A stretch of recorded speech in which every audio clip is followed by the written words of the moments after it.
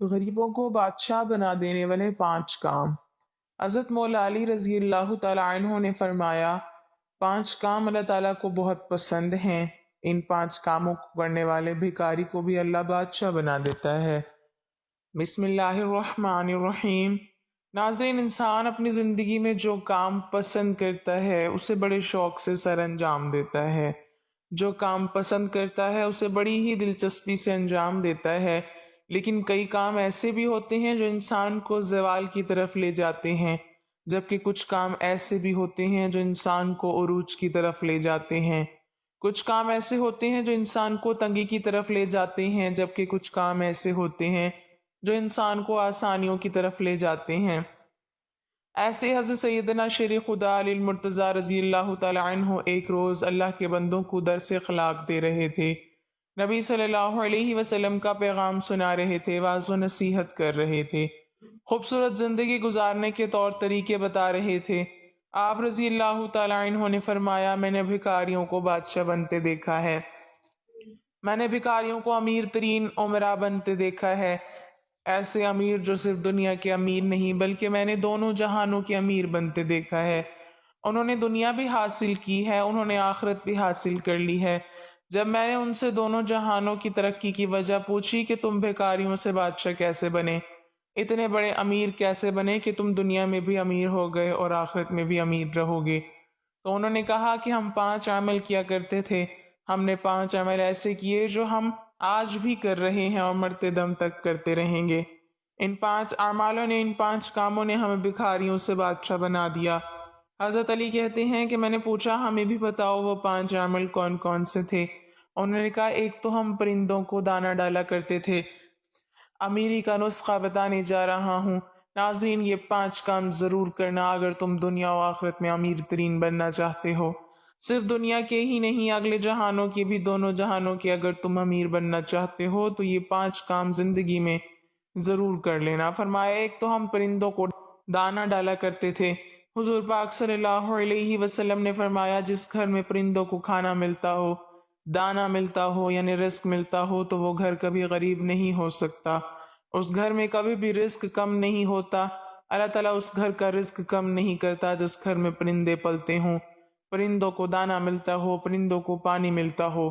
فرمایا، پرندے جب تمہارے گھروں کے اوپر سے گزرتے ہیں اور کوئی پرندہ تمہارے گھر میں آئے یا کوئی بھی جانور تمہارے گھر میں آئے تو فرمایا کہ ان کے لیے اناج رکھا کرو، دانہ ڈالا کرو، اگر بھوکا ہے تو دانہ ڈالا کرو، اور اگر کوئی پرندہ پیاسا ہے تو پانی پلایا کرو۔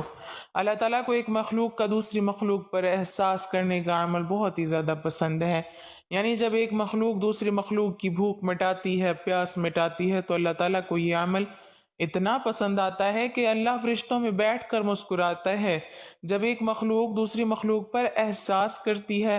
جب پرندے کسی گھر سے کھانا کھا کر، یعنی دانہ کھا کر اس گھر سے جاتے ہیں تو وہ اللہ سے دعا کرتے ہیں کہ اے مالک، تجھے تیری وحدانیت کا واسطہ، تجھے تیری رحیمی کا واسطہ، جس طرح اس گھر کے لوگوں نے ہمارے رزق کا اہتمام کیا، تو بھی اس گھر کے لوگوں کے رزق کا اہتمام کر۔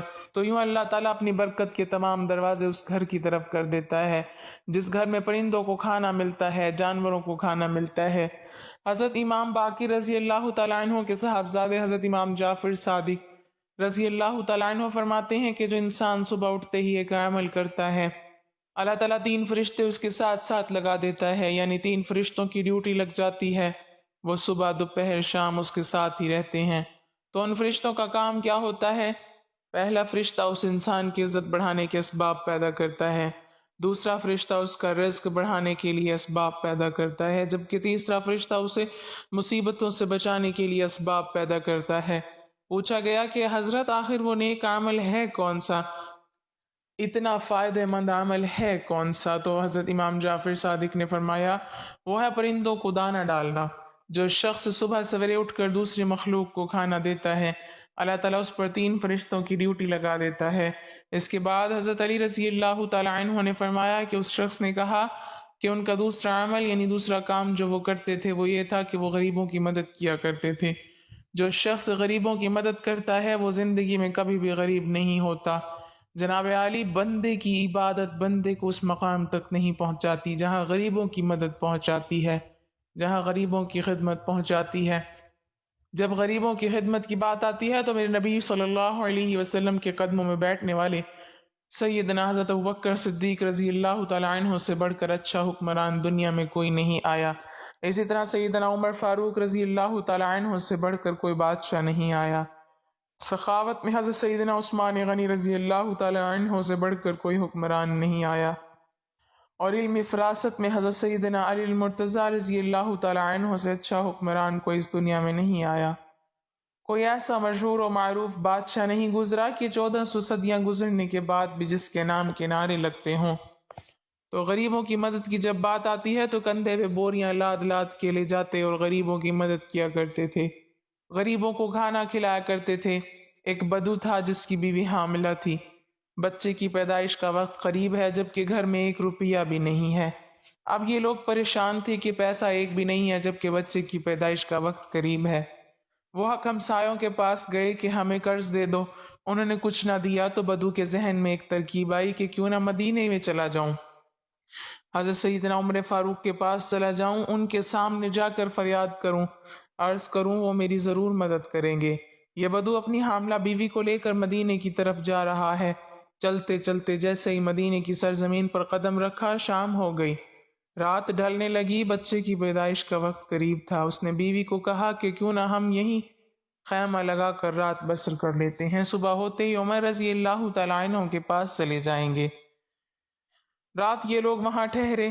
رات کا دوسرا پہر جب آیا تو بیوی درد سے چیخنے لگی، بچے کی پیدائش کا وقت قریب ہے اور یہ بیوی کو حوصلے دے رہا ہے، ابھی فجر ہونے والی ہے، چلتے ہیں عمر کے پاس، اپنا مسئلہ حل کرواتے ہیں۔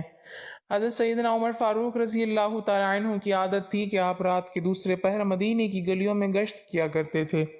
آپ فرمایا کرتے تھے کہ میری حکمرانی میں اگر کتا بھی پیاسا مر گیا تو حساب عمر کو دینا پڑے گا۔ اس رات بھی حضرت عمر مدینے کی گلیوں میں گشت فرما ہی رہے تھے۔ آپ نے دور سے دیکھا کہ خیمے میں آگ جل رہی ہے۔ آپ نے غلام کو بھیجا کہ جا کے دیکھو وہ کون بیٹھا ہے، رات کے اس پہر کوئی مسافر تو نہیں ہے۔ غلام اس شخص کے پاس گیا، اس نے کہا کہ میری بیوی حاملہ ہے، مجھے مدد کی اشد ضرورت ہے۔ غلام نے واپس آ کر حضرت عمر کو ساری بات بتائی۔